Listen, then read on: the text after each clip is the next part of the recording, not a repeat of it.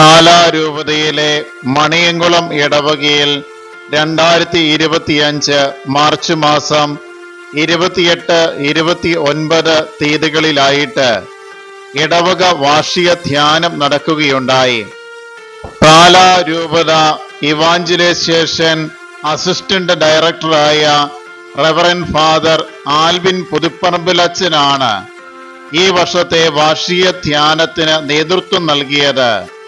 100 കണക്കിന് ആളുകൾ ഈ വർഷത്തെ വാർഷിക ധ്യാനത്തിൽ പങ്കെടുത്തുകൊണ്ട് വലിയ ആഴ്ചയ്ക്ക് തൊട്ടു മുമ്പുള്ള ഈ ഒരു വാർഷിക ധ്യാനത്തിൽ ആളുകൾ ഒരുങ്ങുകയുണ്ടായി. പരിശുദ്ധമായ കുമ്പസാരം കൂടി നടത്തിയാണ് ഈ ഒരു വാർഷിക ധ്യാനത്തിൽ ദൈവജനം ഒന്നാകെ ഒരുങ്ങുന്നത്.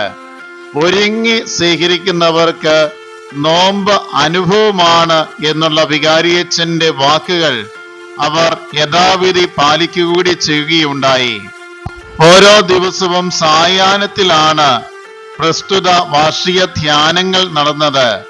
എങ്കിൽ പോലും ഒരു ഗ്രാമപ്രദേശമായിട്ട് പോലും യഥേഷ്ടം ആളുകൾ ഈ ഒരു വാർഷിക ധ്യാനത്തിൽ താല്പര്യത്തോടുകൂടി പങ്കെടുക്കുവാൻ എത്തിച്ചേരുകയുണ്ടായി. നല്ല അർത്ഥവത്തായിട്ടുള്ള ടോക്കുകളിലൂടെ സഭാ കാര്യങ്ങൾ നമ്മെ പഠിപ്പിക്കുകയായിരുന്നു, നോമ്പിന് ഒരുക്കുകയായിരുന്നു ഈ വാർഷിക ധ്യാനം.